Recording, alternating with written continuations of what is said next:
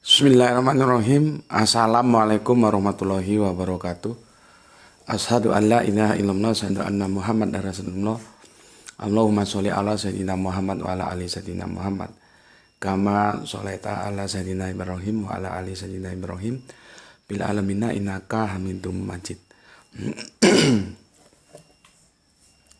Sebelumnya kita panjatkan dahulu doa kepada Gusti Allah Ingkang Maha Agung untuk saudara-saudara kita yang telah memberikan sholawatnya kepada channel dakwah ini, sehingga channel dakwah ini dapat eksis hadir dalam ruang-ruang diskusi kalian semuanya dimanapun kalian berada. Tentu dengan sebuah harapan, insya Allah sholawat itu menjadi catatan langit amal soleh bagi mereka dan keluarganya kelak, dan insya Allah akan terbalaskan oleh Allah dengan balasan yang lebih baik lagi.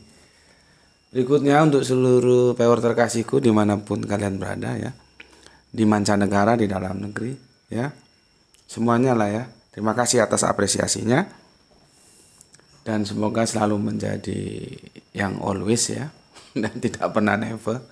Tetaplah bertumbuh menjadi yang anti skip dan anti download ya. Bagi yang berkenan silakan saja di share, tapi linknya ya jangan diunduh, dipotong-potong lalu diunggah kembali, jangan. Dingin masihan ya. Berikutnya semuanya dari kalian aku ucapkan terima kasih atas doa-doa baiknya. Aku tidak bisa menyebutkan satu persatu, tapi bagaimanapun aku sangat-sangat berterima kasih sudah didoakan ya. Dan aku juga kembali mendoakan kalian semua, semoga kebaikan doa-doamu itu juga dicurahkan kepada kalian semuanya. Semoga doa-doa kita merupakan bagian dari doa-doa yang diijabai oleh Gusti Allah Yang Maha Agung. Amin, amin ya robbal alamin. Ini suasananya masih santai karena mendekati akhir tahun ya. Dan tajuk mampir ngombe kita kali ini di pagi ini ya jelang duha adalah dengan sahadah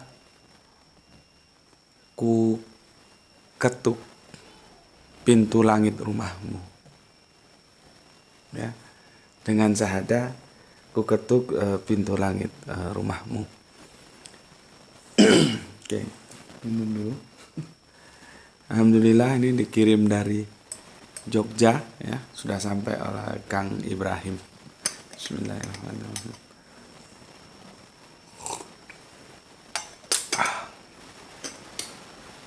Sebelum ke sana aku bacakan dulu apresiasi dari kalian semuanya ya.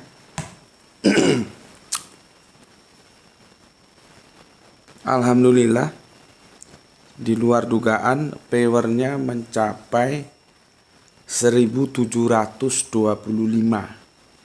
dalam tempo 21 jam. Jadi belum 24 jam, dengan tajuk 25 Desember 2022 selamat Hari Mu'alaf Dunia, menjadi hamba-hamba yang istiqomah. Menjadi sebuah penguatan lagi bagi apa yang telah kita sampaikan, bahwa publik YouTube itu ya begitu ya. Jadi kalau ada sebuah republik yang namanya YouTube, rakyatnya itu suka terhadap hal-hal yang bombastis ya. Seperti ini kan apanya ya, meskipun tidak sengaja dibuat begitu, tetapi unsur bombastisnya kan ada. Loh, 25 Desember kok Hari Mu'alaf Dunia, gimana ini? Gitu. Ya. Jadi semakin menguatkan apa yang pernah kita sampaikan. Ya begitulah rakyat YouTube, mau gimana lagi. Tapi kalau sudah masuk hal-hal yang rinci ke dalam teknis ya, seperti unggahan malam harinya, itu 500 saja tidak sampai. Coba Le, yang tadi malam berapa Le? Yang tadi malam ya 500 saja tidak sampai. Unggahan tadi malam tentang apa tadi malam tajuknya? Tentang mengapa Matius menulis orang-orang Majusi. Berapa leh? Nah, 211. Ada seberberapanya. Ya.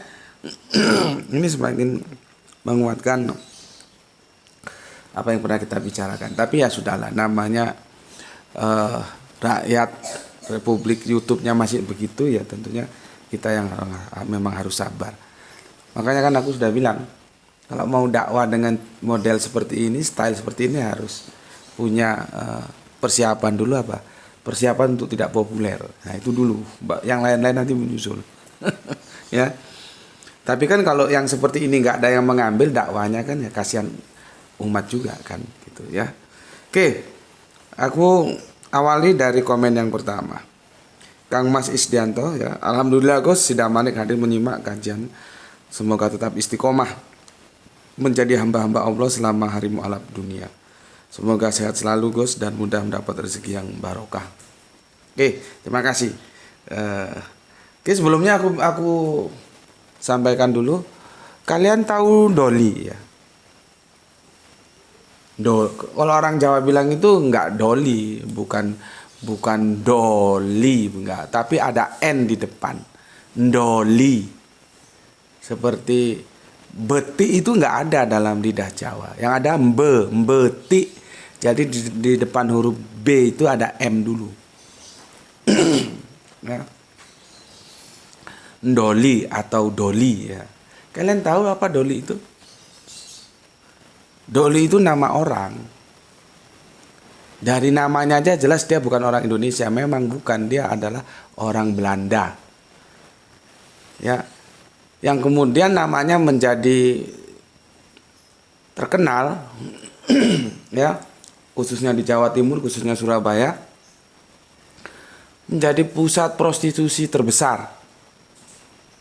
Ya. Menjadi pusat prostitusi terbesar. Dan kita ucapkan terima kasih untuk Ibu Wali Kota yang pada waktu itu dengan kebijakan pemerintahnya telah ditutup. Kenapa doli? Ya karena dia yang mensponsori, gitulah kira-kira ya. Entah dia sebagai kupu-kupu malamnya, entah dia sebagai maminya, kita tidak tahu ya. Tapi dia yang mensponsori sehingga daerah itu, kawasan itu disebut doli atau gang doli. Makanya kalau style YouTube itu coba cari lagu Gang Doli, cuman itu dalam edisi bahasa Jawa. Itu bagus. Dan aku pernah jelaskan kepada kalian, cuman itu sudah lama aku lupa juga tajuknya. Pusat-pusat prostitusi dari mulai ujung Sumatera sampai ujung Sumatera, dari mulai ujung Jawa sampai ujung Jawa sampai ke Bali sana. Itu menyebar. Ya. Artinya proses prostitusi itu menyebar. Itu bukan barang baru. Kalau kita baca kitab perjanjian lama, perzinahan itu sudah ada sejak zaman dulu. Jadi kalau kita ditanya sebetulnya kejahatan yang pertama dilakukan manusia atas pelanggaran terhadap hukum Allah selain makan buah huldi itu apa ya? Apa membunuh atau berzina? Gitu. Ya, itu kan menjadi menarik untuk kita diskusikan. Ya. Mungkin kalian bingung kenapa aku bercerita tentang doli, gang doli, yang itu pusat prostitusi. Ya ikuti aja nanti kamu akan ngerti. Ya, oke. Berikutnya Bapak Budi Siswanto nyimak Gus. Selamat Hari Mu'alaf Sedunia ya, 25 Desember 2022.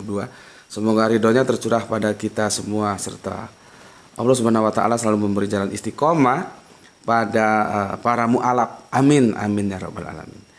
Kemudian Pak Ikhwan Tahmin, alhamdulillah bisa ngaji, salam Isra, semoga kita sehat dan dianugerahkan rizki yang barokah. Selamat Hari Mu'alaf Dunia. Oke, terima kasih Kang Irfan. Ikut mengucapkan selamat Hari Mu'alaf Sedunia 25 Desember 2022 ya.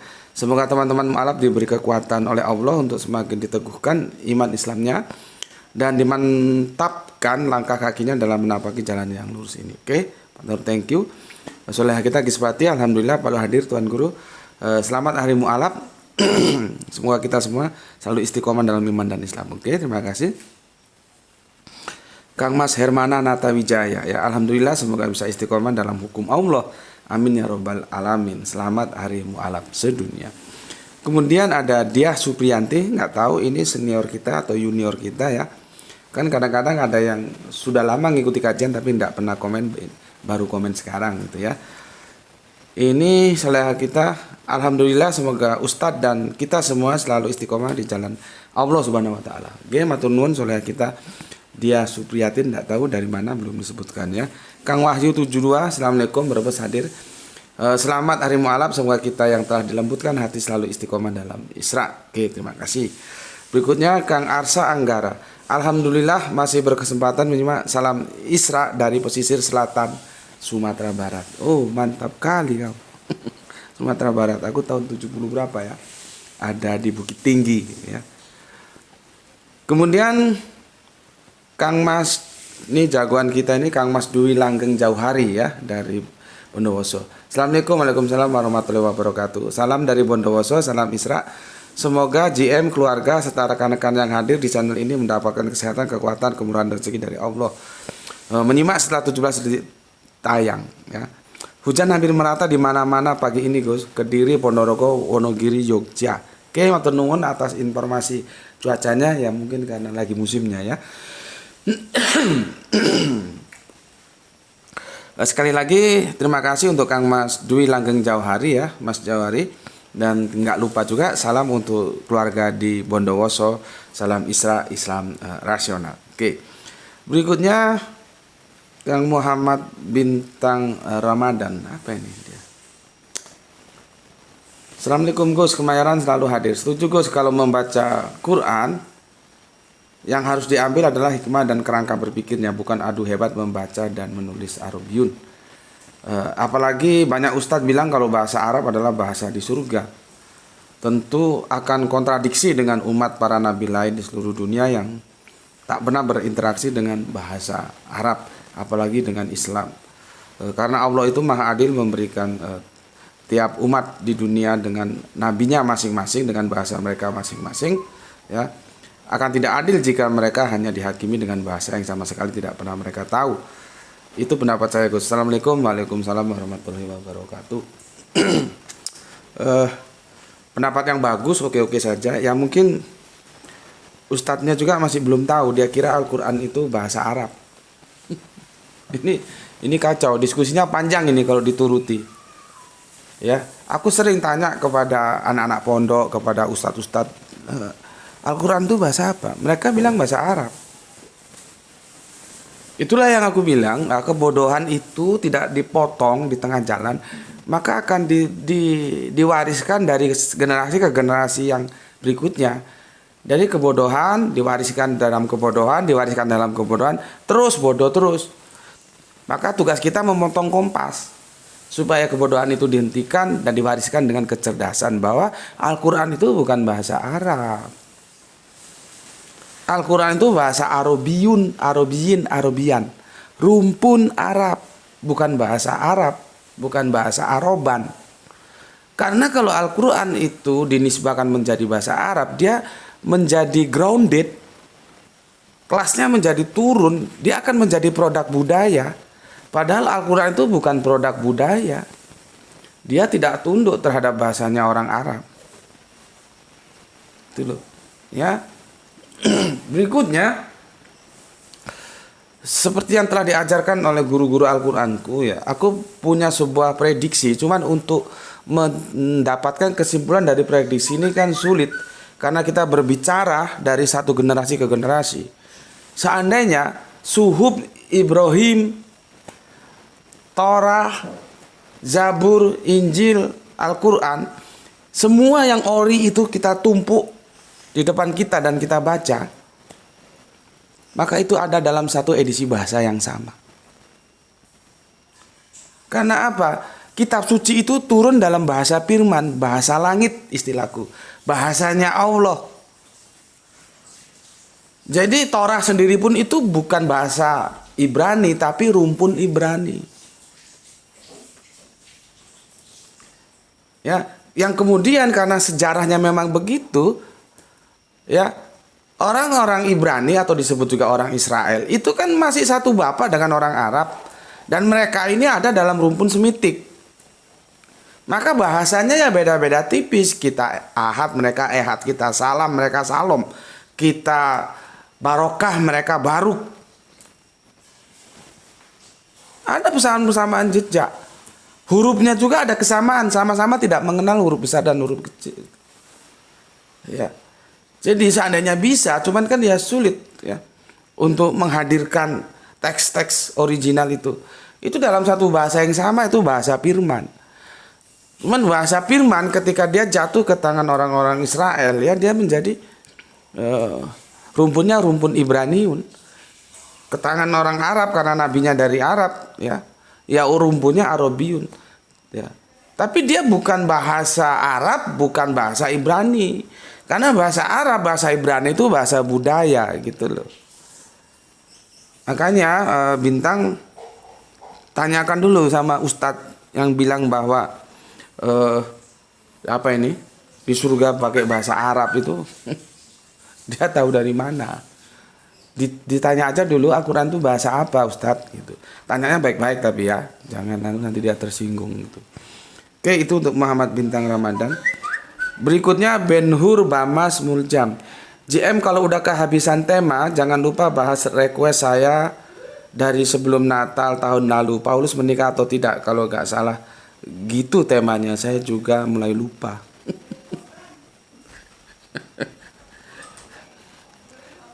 Kalau sudah kehabisan tema, kalau sudah kehabisan beras, kalau sudah kehabisan LPG, kalau sudah kehabisan apa lagi?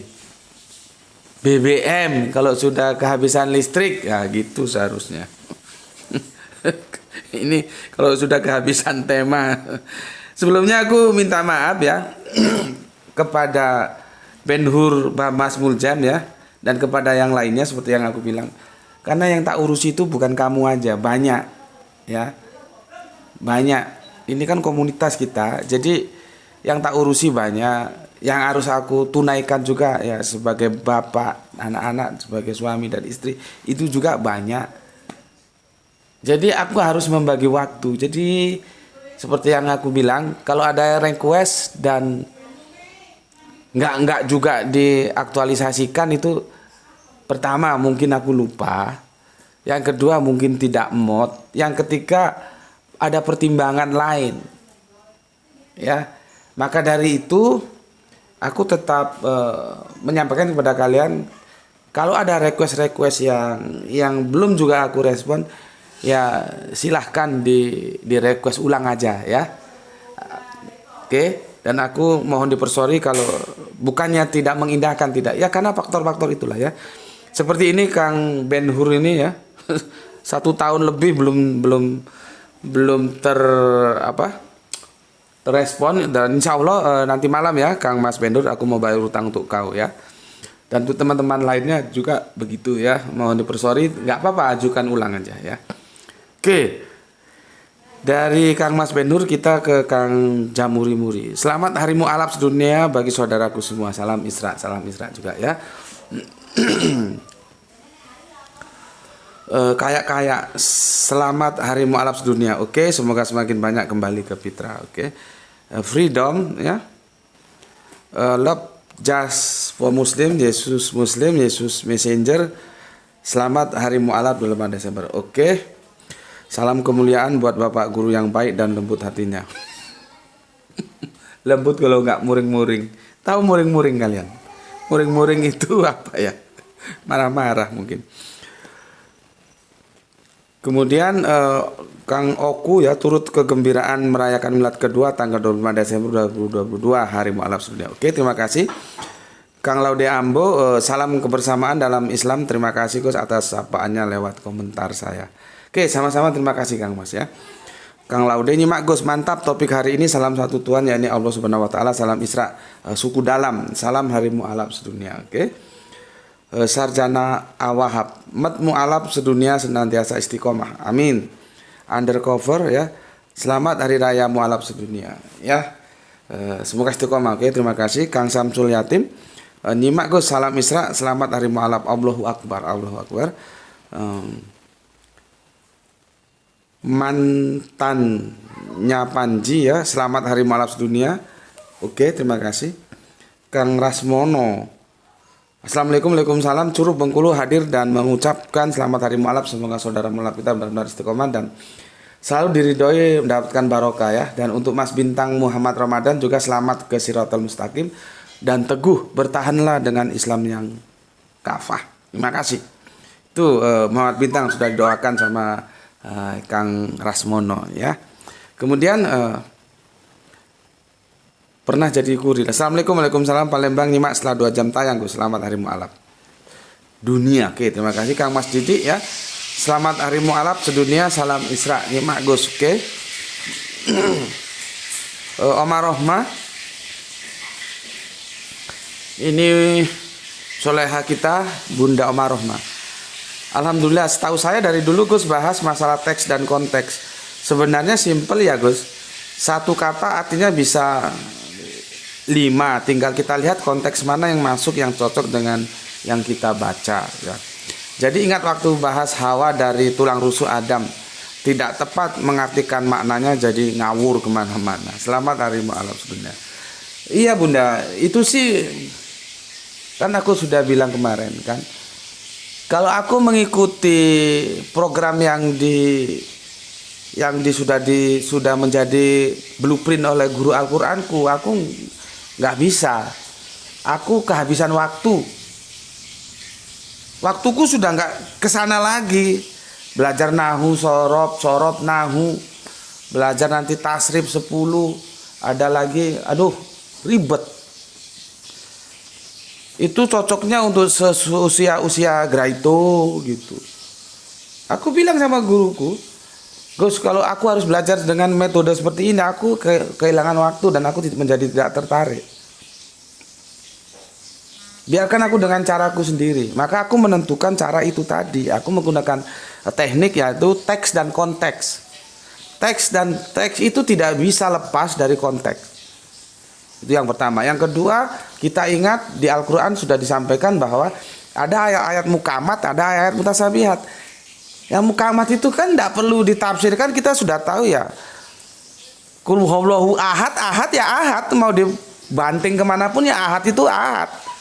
Hanya orang kerjaan aja, orang kurang kerjaan aja kalau ngomong sudah dikatakan ehad masih dia bilang 3 dalam 1, 1 dalam 3. Kalau kita tidak, kita kan berpikir rasional.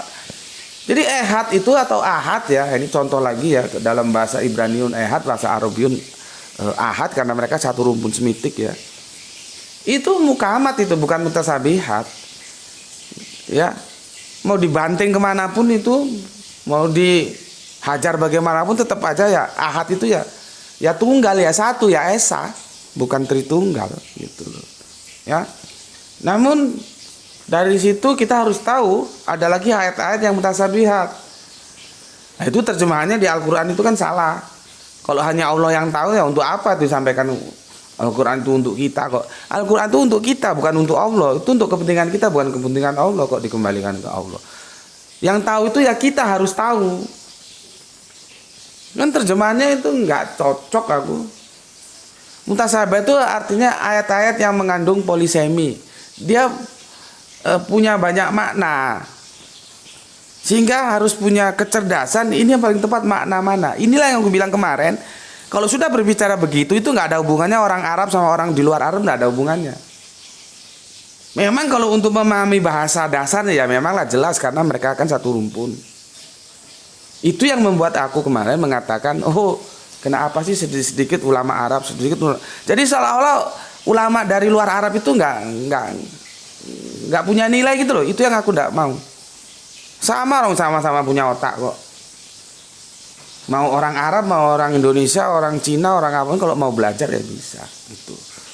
Jadi gitu Bunda ya, itu metodologi yang aku pakai. Nah sekarang aku tawarkan untuk semua mustami, kalian usia kalian itu pada usia yang mana aku kan nggak tahu. Lah aku ini kan sudah setengah main, sudah setengah umur. Kalau aku harus kembali ke metodologi yang memang aslinya seperti itu, ya males aku, jenuh, dan aku kehabisan waktu. Aku ini user. Maka aku membuat metodologi yang menurut aku bisa enjoy, ya itu tadi, teks dan konteks. Teks dan konteks. Makanya kalau aku diajak bertarung dalam berargumen sama Kang Mas yang dari Bondowoso, Mas Jauri, jelas aku kalah. Karena dia anak pondokan, aku anak jalanan. Tapi dalam memahami sebuah struktur, teksnya apa, konteksnya gimana, oh nanti dulu. Ya, nanti dulu. Cuman kalau dalam teknik yang seperti dia paparkan, ya jelas aku kak. Ya. Begitu juga ketika aku pernah berdebat yang aku bilang sama orang dari Pangestu itu ya. Aku tuh dihajar karena Pangestu ini alumni dari salah satu organisasi, kemudian dia keluar jadi Pangestu. Yang organisasi awalnya dia itu orang yang tiap hari itu baca Quran dan baca hadis. Ketika aku diserang Al-Quran secara membabi buta sama dia, ya aku jelas gak ada apa-apanya. Dia hafalannya banyak. Ya alhamdulillah, itu aku sering begitu. Allah kasih inspirasi ke aku. Bagaimana cara mematahkan dia? Aku hanya tanya aja, apakah menurut Anda orang di luar Islam bisa masuk surga? Akhirnya dia nggak jawab, dia pulang. Itu hanya teknik aja Bunda ya, teknik. Artinya kalau memang cocok ya diambil, kalau enggak ya nggak usah gitu. Karena apa? Usia. Kalau aku harus belajar, ya dulu sih aku diajari tahun-tahun berapa ya sama Ustadz Jaden, itu guru pertamaku yang mengajari aku Al-Quran itu Ustadz Jaden, dia guru PGA. Zamanku dulu tahun 70-an ada PGA namanya, pendidikan guru agama. Jadi orang itu sudah tersalurkan. Kalau mau jadi teknik ada STM, kalau menjadi ekonomi ada SMEA. Dulu gitu. Sekarang rusak lagi jadi satu SMA. Terus kembali lagi cuman rubah nama. Sekolah apa namanya? Kejuruan. SMK kan kurang kerjaan, itu hanya namanya diubah apa. Pokoknya pakai yang dulu saja kan sudah bagus. Orang leluhur kita itu juga pakar pendidikan kok. Ini kadang-kadang bikin kesel juga. Diobak apa kok, isinya sama saja. Jadi orang-orang dulu itu sudah cerdas, anak didik itu langsung disalurkan. STM, sudah teknik. Mau jadi guru agama, PGA. Mau jadi guru, SPG. Gitu dulu. Ya. Oke, untuk Bunda Marhoma. Kemudian untuk Muhammad Tajul Arifin, untuk Kang Mas Muhammad Tajul Arifin, kami sekeluarga mengucapkan selamat Hari Mu'alaf Sedunia yang jatuh pada Ahad 25 Desember 2022 ya. Subhanahu wa ta'ala memberikan hidayah untuk ratusan juta kafir di seluruh dunia, insya Allah. Semoga mereka mau melunakkan hatinya. Oke, terima kasih Kang Mas Muhammad. Kemudian Rizal Wahyu Rembang selalu hadir Gus. Oke, mantap. Jangan lupa tugas kampusmu. Yang punya Jogja Kang Edi Margono. Assalamualaikum, waalaikumsalam. Kang Sahran Gipari baru nyimak menjelang lohor. Oke, hari sudah mendung lagi, sama ini mendung lagi. Tuh cahayanya perhatikan, bagus. Nyimak sambil bersepeda di Bandung, Kang El Diablo. Oke, Jumat Wage alhamdulillah bisa nyimak. Mubasorot, salam dari Surabaya. Jenengmu kok jeneng wong India, Mubasorot. Hanya sampaikan saja kalau bisa jangan ada sebutan Islam, Isra, Islam dan lain-lain, karena itu akan menjadi golongan. Oh. Oke, terima kasih untuk Kang Mas, untuk cacakku Mubasurat. Mungkin aku bisa kasih klarifikasi ya. Islam rasional itu bukan golongan. Bukan. Ya. Ini juga teman-teman lain sekalian supaya tahu. Kita mengambil jargon Islam rasional itu bukan golongan Islam ini itu. Enggak, kita tidak mengenal. Kita Islam Al-Quran hadis kita ambil, diulas dari itu kita buang, gitu aja wes. Budaya kita ambil selama tidak bertentangan dengan Al-Quran hadis. Gitu, simple. Ya. Jadi Islam rasional itu bukan golongan Islam, tidak. Kan gini ya, inilah ya. Jenengan bukan nganu sih ya. Nggak tahu aku apa termasuk, kadang-kadang banyak yang senior tidak pernah komen, jadi aku kira junior gitu ya. Aku nggak tahu jenengan itu senior atau junior di channel ini ya, tapi beginilah ya. Aku kan sudah tanamkan pijakan di channel ini, itu adalah kajian-kajian akademis. Ya. Artinya kita membangun keimanan itu berdasarkan tahu dulu. Kita tahu dulu baru beriman. Nggak tahu apa-apa, ucuk-ucuk beriman. Tidak begitu. Kita metodologinya belajar tahu dulu baru beriman. Jadi kita mendekati Islam itu mengikuti perintah Al-Quran.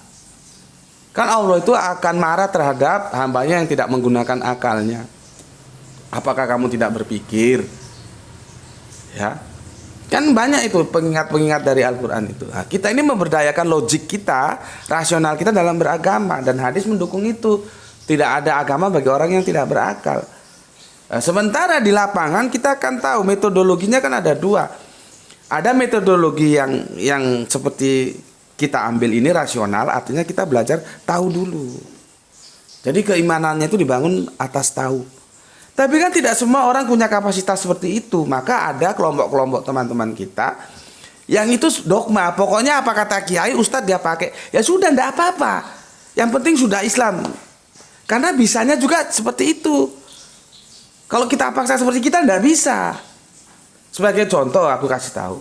Kenapa saudara-saudara Jawa kita yang ada di Suriname itu, yang akhirnya ada kiblaten, 2 kiblat. Jadi nanti kalau Kang Mas Mubas jalan-jalan ke Suriname, minta antar sama guidingnya. Antarkan saya ke masjid 2 kiblat.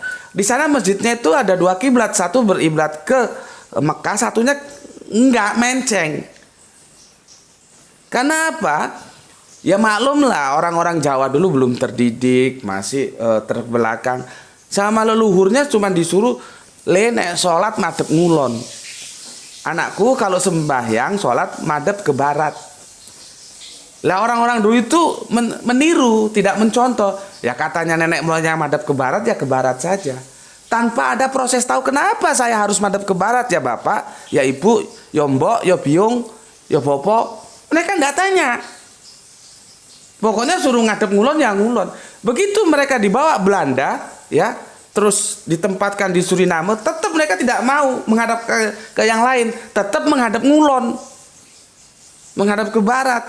Padahal kalau dilihat dari Suriname, ya, kiblat itu tidak ada di timurnya. Itu contoh yang berislam dengan dogma, tapi ya tidak apa-apa. Alhamdulillah sudah Islam. Karena apa? Karena memang mampunya seperti itu. Kita coba tidak begitu. Kita menggunakan rasio, maka disebut Islam rasional. Karena background kita ini adalah akademis. Di sini tidak ada orang nggak boleh dikritik. Aku juga bukan tidak boleh, sangat membuka. Makanya kan aku kalau ada pendapat, Anda setuju, ambil, nggak setuju tinggalkan, kan gitu.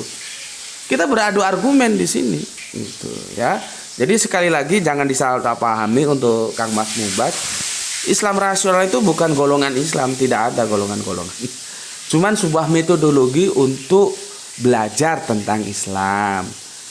Bagaimana? Kita tahu dulu lewat pemberdayaan rasio, gitu ya. Namun begitu kita tetap memberi hormat kepada saudara-saudara kita yang cukup ya hanya ngikut aja. Itu ya bisa dikatakan dogma, tidak apa-apa. Karena mampunya seperti itu. Tapi nanti berbeda. Ya. Karena kami mencontoh, mereka meniru. Mencontoh dan meniru itu beda, ya. Oke, itu untuk Kang Mas Mubas Surat, dan terima kasih atas masukannya, dan aku telah menjelaskan untukmu dan untuk semuanya, semoga bisa dipahami, ya. Jadi tidak ada dalam kelompok kita ini golongan-golongan Islam, golongan opo raono, ya. Oke, kemudian untuk Kang Arif Musinin Tuban Siap Hadir. Oke, terima kasih. Feldi Dekar, iklan 3 menit itu ngedumel juga ya, gitu. Tapi justru aku kemarin gembira, Mas. Kemarin kan aku tes iklannya per 3 menit, 2 menit. Itu nggak apa-apa. Itu menurutku masih bisa kita kompromi lah, masih tidak begitu mengganggu konsentrasi. Kalau dibandingkan kita baru setel sekali iklan 1 jam, ada yang 2 jam, ada yang 2 jam setengah. Itu yang bikin kita kacau. Justru kalau yang seperti kemarin aku suka, dan bagi aku tidak ada masalah. Itu belum begitu mengganggu konsentrasi belajar kita ya. Ya. Memang sebetulnya iklan yang benar itu begitu. 2 menit, 3 menit. 3 menit itu aja itu sudah panjang. Dulu waktu aku masih bikin iklan tuh 1,5 menit gitu. Ya. Karena iklan itu sebetulnya bukan perlu panjangnya, tapi perlu seringnya. Iklan itu kan goalnya kan mengingatkan. Jadi sering diingatkan, sering diputar, bukan panjangnya. Satu kali putar 1 jam, tapi nggak diputar lagi, nggak begitu sebetulnya. Tapi kan di balik-balik iklan itu ada kepentingan-kepentingan tertentu, kita sama-sama tahu lah ya. Oke, terima kasih untuk Kang Feldin Egar ya. Kang Hari Munandar 3 jempol ke. Kang Heru Herlambang. Apa ini? Tentang apa ini? Sahadat. Oke, nanti Kang Heru nanti ya, belakangan. No comment ya. Apa ini? Baca mantra. Aduh, nggak ngerti aku maksudnya apa.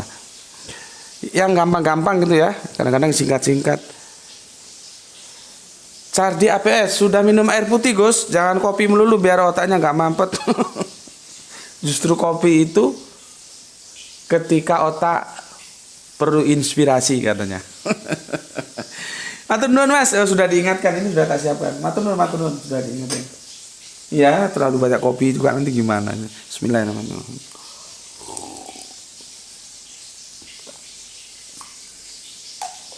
Salam untuk keluarga Kang Mas Kardi APS ya, nggak tahu dari mana ya. Terima kasih atas ingatannya. Tuh sudah minum air putih itu. Oke. Empu 99, oke, mantap. Kang Norman Fadila balik bahan pertama, oke, mantap. Mr. Li apa ini ya? Itu terlalu panjang, itu nanti kalau aku baca ya, dan tapi kita mengerti maksudnya ya.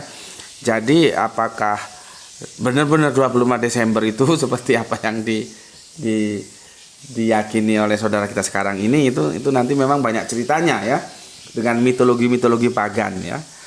Oke, terima kasih. Berikutnya sudah ya. Nah, aku akan ke Kang Mas Heru Herlambang. Oke. Gini kalau Kang Mas Heru Herlambang. Assalamualaikum warahmatullahi wabarakatuh. Bicara mu'alaf, saya bicara syahadat yang pernah saya diskusi. Syahadat tidak sesederhana yang sering kita tonton. Dituntun sama ulamanya bersahadat. Syahadat ada ritualnya. Sebelum ke taraf syahadat, kita harus mempelajari dulu Quran sampai kita yakini bahwa ini kebenaran petunjuk hidup kita di dunia. Setelah yakin, baru kita bersahadat, bersaksi. Bersaksi itu untuk yang kita ketahui. Masa kita bersaksi untuk yang tidak kita ketahui? Aneh kan? Ritual syahadat kan salah satunya adalah salat 2 rakaat dulu ya. Intinya kita belajar Quran, paham isinya, setelah itu dengan keyakinan yang tinggi kita bersaksi bersahadat. Selamat hari mu'alaf sedunia, salam Isra kembali. Ya, oke begini. Apa yang disampaikan oleh Kang Mas Heru Herlambang itu tidak salah, benar, itu benar, ya. Kecuali yang satu ini, aku masih wait and see. Aku belum terima, aku juga tidak tolak yang begini. Ritual syahadat kan salah satunya salat 2 rakaat dulu. Itu bimbingan dari mana itu? Masa orang syahadat dulu? Orang sekarang gini aja, kita adu aja ya. Orang itu syahadat dulu atau sholat dulu? Ayo coba. Syahadat dulu atau sholat dulu? Maka aku tanpa banyak babi bu ya, meskipun aku tetap wait and see, pernyataan ritual syahadat kan salah satunya sholat 2 rakaat dulu, itu mentah sudah, mentah. Nggak ada ceritanya orang sholat dulu baru bersahadat. Secara roadmap, orang bersahadat dulu, bersaksi dulu, baru dia melakukan sholat atas kesaksiannya itu. Kan kebalik kalau orang sholat dulu. Ada orang sholat dulu baru masuk Islam. Apa masuk Islam dulu baru sholat? Ya, itu ya, tapi seperti aku bilang tadi, aku masih wait and see dulu ya. Tapi untuk yang lainnya aku setuju apa yang disampaikan oleh Kang Mas Heru Herlambang. Cuman Kang Mas, yang sampean sampaikan itu tidak salah. Cuman itu idealnya seperti itu. Idealnya itu seperti itu memang. Ya, seperti aku bilang tadi, sebetulnya ketika kita belajar Al-Quran itu seperti metodologi yang sudah dirumuskan oleh guru Al-Quranku. Maka aku jawab, iya Gus, idealnya memang seperti itu. Tapi aku tidak bisa, lihat usiaku sudah separuh umur. Aku nggak mungkin balik ke sana, jenuh aku. Ya meskipun aku kan belajar idgham bilaguna, idgham ma'al-guna, isar sapawi, dan lain-lain sebagainya. Kalau nun ketemu mim begana bunyinya, itu sudah lama. Ya, makanya aku ambil jalan kompas, teks dan konteks. Begitu juga syahadat.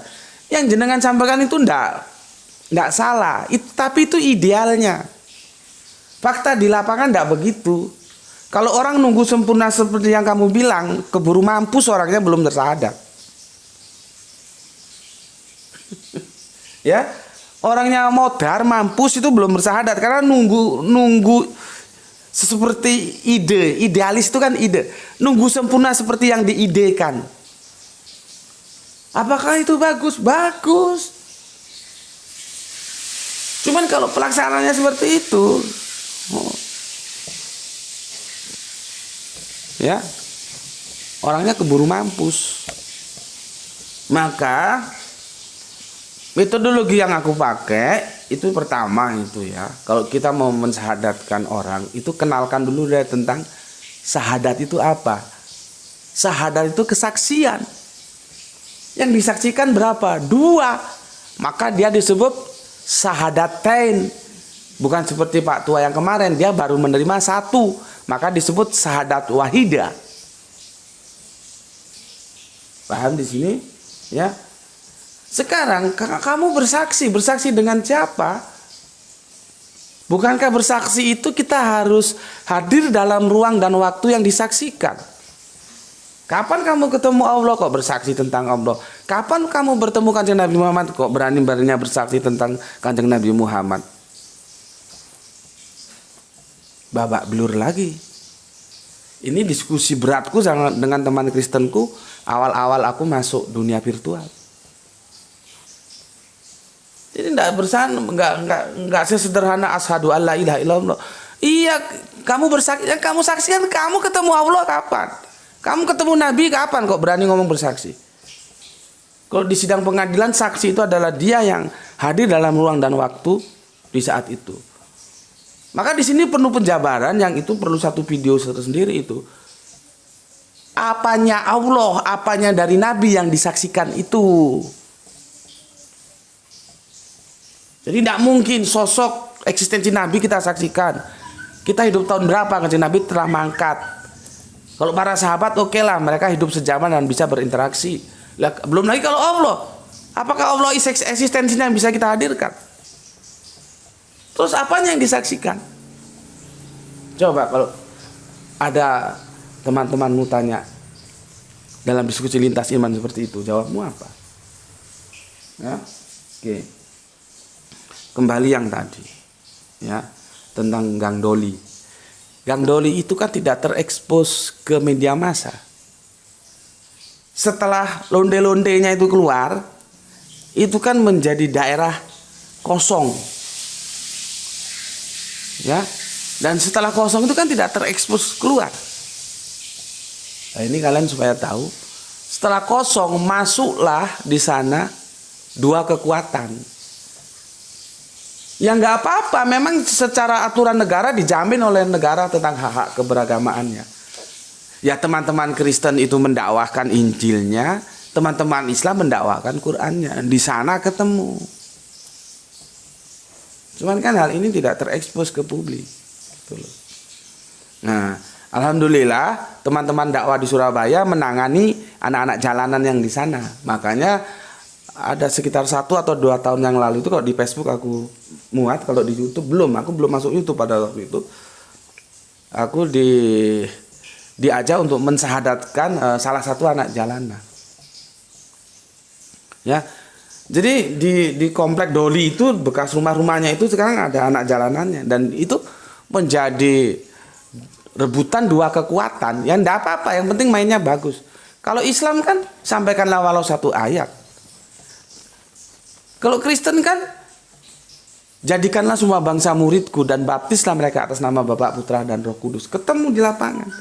Ya sudah, sama-sama dijamin negara kok. Yang penting jangan gegeran. Mau menawarkan Injilmu silahkan. Mau menawarkan Al-Quranmu silahkan. Nah, kita menawarkan Al-Quran itu. Dan aku diminta untuk mensahadatkan salah satu anak jalanan namanya.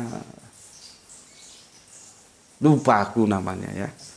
Lupa.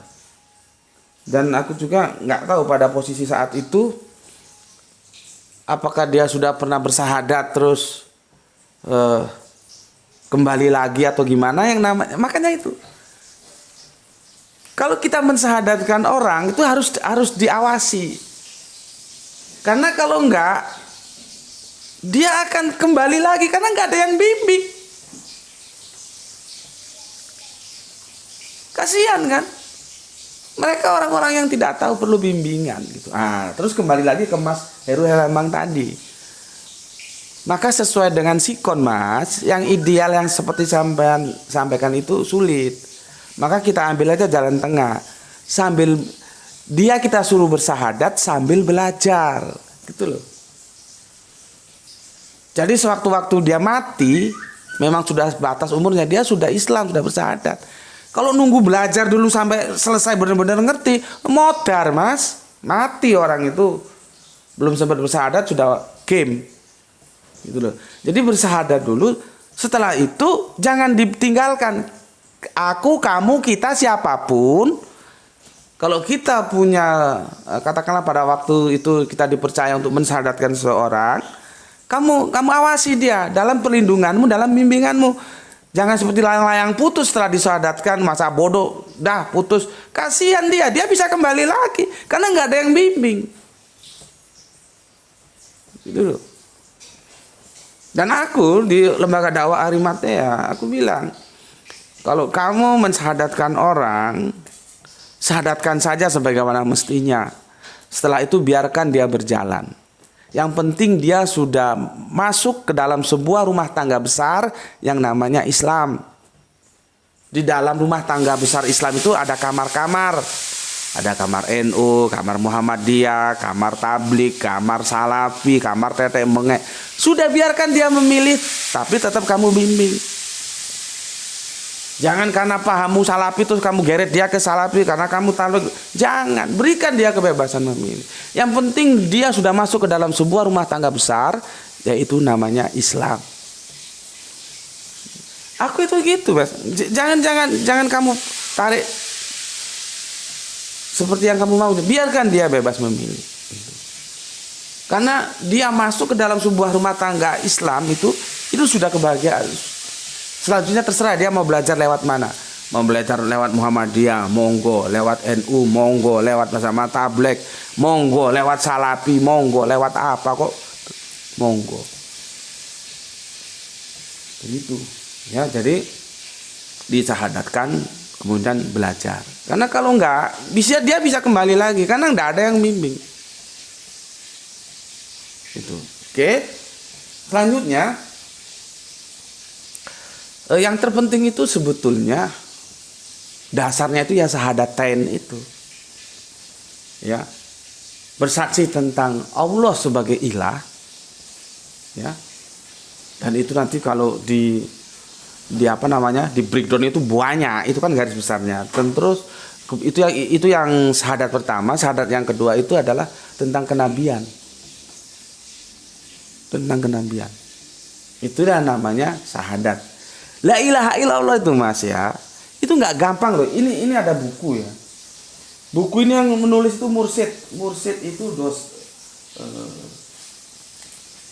Ini ya, ini dari mursyid ini ya. Dia jelaskan begini. Ini level mursyid loh ya.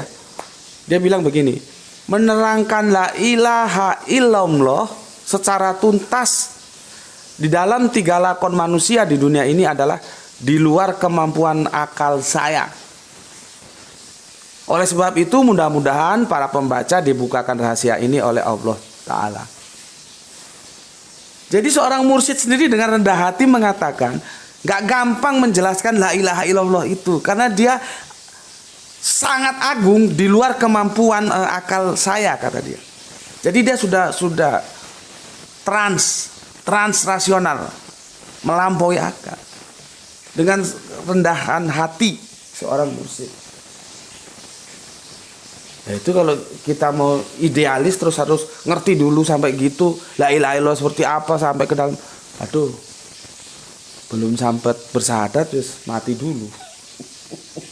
Oke, ya tuh. Terus gini aja, kita ke Al-Quran saja, ya, ke Al-Quran saja. Ini aku belum sempet juga ngasih tahu kalian. Al-Quran suratnya 60 itu namanya surat Al-Muntahana, perempuan yang diuji. Pertanyaannya kenapa perempuan? Padahal di situ yang banyak laki-laki. Itu baiat akobah itu bait 1, bait 2 itu yang banyak laki-laki, perempuannya juga ada, tapi yang banyak laki-laki. Lalu kenapa kok yang diambil perempuan? Nah, ini Bunda Maroma, kalau yang begini ini butuh tafsir dia. Ya. Oke. Dari surat 60 nomor ayatnya yang 12. Ya. Sebelumnya aku jelaskan dulu sama kalian supaya kalian tahu. Ya. Sehingga nanti ini bisa jadi rujukan. Siapa tahu kamu disuruh mensyahadatkan orang, kamu sudah punya rujukan, ya.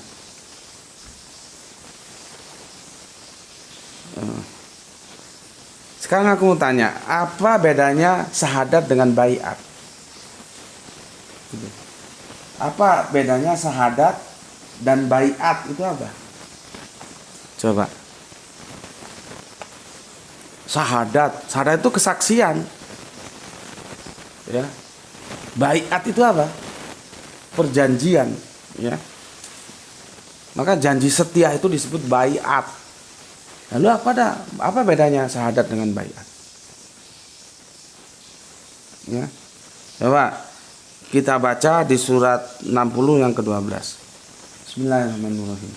Hai Nabi, apabila datang kepadamu perempuan-perempuan yang beriman untuk mengadakan janji setia, baiat, janji setia, bahwa mereka tidak akan, lihat ini,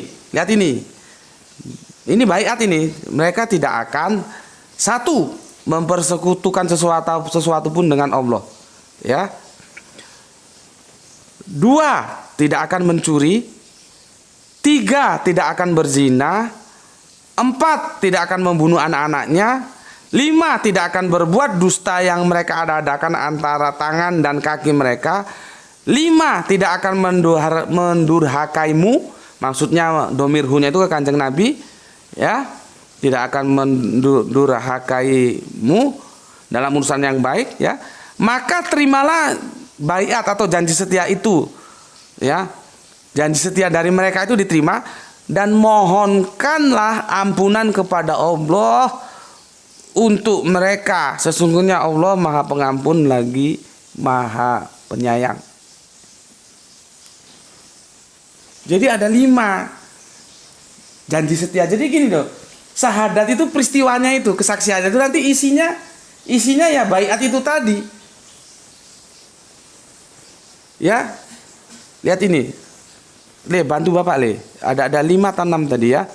Pertama, tidak akan mempersekutukan Allah. Yang kedua, tidak akan mencuri. Yang ketiga, tidak akan berzina. Yang keempat, tidak akan membunuh. Yang kelima, tidak akan berbuat dusta yang mereka adakan antara tangan dan kaki. Yang keenam, tidak akan mendurhakai Kanjeng Nabi. Nah, jadi 6 ini isinya. Itu loh. Kalau mengikuti Al-Quran seperti itu. Tapi apakah harus seperti ini? mungkin ada apa namanya, ada prosesi syahadat yang lain. Nah, itu referensinya yang perlu ditambah. Karena konteks persyahadatan ini, baiat ini dalam suasana perang ini. Makanya kan aku bilang, kenapa baiat itu diperlukan? Untuk memberi jaminan kepada Kanjeng Nabi bahwa dia tidak akan dikhianati. Karena kalau kita punya 10 peluru, ya cukup sisakan 1 peluru untuk musuh, yang 9 peluru untuk pengkhianat. Paham maksudku ya? Ini kalau otak-otak cerdas paham, kalau otaknya goblok nggak ngerti. Kalau kamu punya 10 peluru dalam peperangan, cukup sisakan 1 untuk nembak kepala musuhmu, tapi yang 9 untuk menembak kepala pengkhianat. Karena pengkhianat dalam peperangan itu adalah sumber kehancuran. Nah, Kanjeng Nabi tidak mau itu. Makanya ada baiat dalam janji setia, tidak akan mengingkari, tidak akan mengkhianati, begitu. Ya, oke. Aku kira sampai di situ dulu, ya. Aku sampaikan ke kalian semua. Udah berapa lama, Le? Sudah hampir 1 jam, ya. Oke, pesan dari aku, ya. Terkait dengan syahadat, silakan cari referensi-referensi lain, ya. Bisa jadi ada referensi lain selain di surat Mumtahanah yang ke-12 tadi, ya. Kita banyak referensinya. Cuman aku secara logik itu kalau aku mensyahadatkan orang itu pertama seperti tadi, ya, kenalkan Allah, Nabi, ya. Ini sudah, baru kemudian Al-Qur'an. Ya. Setelah Al-Qur'an apa? Fikih. Karena fikih apa? Fikih untuk mendukung dia ibadah. Ngerti ya? Ibadah. Karena Islam itu punya aturan sendiri. Kalau mereka baru berkumpul dengan suami istrinya, mau ibadah nggak pakai mandi. Kalau kita kan nggak boleh. Itu contoh kecil ya, toharo. Terus pipis misalkan, wudhu batal karena sudah pipis. Itu ada di fikih. Jadi fikih itu sebetulnya tidak wajib, tapi dia menjadi wajib karena dia dibutuhkan untuk ibadah. Nanti sholat kan, dia kita suruh sholat setelah syahadat sholat. Ya, sholat itu kan ada aturan-aturan, itu dijelaskan dalam fikih. Maka kedudukan fikih itu sebetulnya tidak wajib, tapi dia menjadi wajib karena sangat diperlukan dan memang diperlukan dalam ibadah. Bayangkan kalau dia habis pipis tiba-tiba nggak wudhu langsung sholat, kan kacau. Ya, jadi kalau aku begitu, kenalkan Allah, kenalkan Nabi, itu paket pertama. Paket keduanya itu Al-Quran, paket terus berikutnya fikih, terus ibadah. Nah, biasanya yang aku perintahkan tuh sholat dulu, puasa nanti menyusul bertahap, sholat dulu. Dia bilang nggak bisa, Gus, pokoknya kamu masuk ngikut-ngikut aja dulu sambil belajar, nggak apa-apa. Nah, jangan terus diharapkan sempurna, ojo. Yang penting dia sudah mau ikut 5 waktu jamaah. Bacaannya apa? Diajari sampai pelan-pelan, teman-teman gitu. Nah, karena sholat, maka harus diajari dulu fikihnya. Kapan batal wudhunya, kapan enggak, kapan masuk waktu sholat, itu kan di fikih gitu. Ya, oke. Jadi kalau aku seperti itu, aku ajarkan dulu Allahnya bagaimana, nabinya, kemudian kitab sucinya, kemudian fikih, kemudian ibadah. Dan ibadah yang aku genjleng itu pertama sholat. Karena sholat itu adalah yang membedakan antara orang iman dan orang kafir itu di sholat. Jadi cangkemmu ngomong iman, tapi kalau kamu nggak sholat kamu kafir. Sudah, nggak perlu baca basi, ngaji wes. Tak ulangi lagi, cangkemmu ngomong iman, tapi kamu nggak sholat kamu kafir. Karena Kanjeng Nabi bilang begitu. Yang membedakan iman dan kafir itu pada sholatnya. Maka kalau kamu cari anak, cari mantu, cari istri, cari suami, tanya dia sholat nggak, baru yang lain, ya. Oke, sampai di sini dulu pesan aku. Jaga Allah, jaga Kanjeng Nabi, jaga Islam dalam bingkai iman, tetapi tetap memberi hormat kepada saudara-saudara kita yang lain. Dia tetap saudara kita, ya. Semoga kita mendapatkan keberuntungan, rezeki yang barokah dan kesehatan yang prima, ya. sehingga kita bisa melanjutkan kajian-kajian kita sebagaimana mestinya. Dan tajuk kali ini sudah aku sampaikan tadi di depan ya, dengan sahada aku mengetuk pintu langit rumahmu. Kenapa? Tiap-tiap rumah ada pintunya. Kamu kalau mau masuk rumah harus lewat pintu. Islam itu ibarat rumah besar. Kalau kamu mau masuk rumah lewat sebuah pintu, ya, itu adalah pintu sahadah. Sampai di sini. Bismillahirrahmanirrahim. Alhamdulillahirabbil alamin.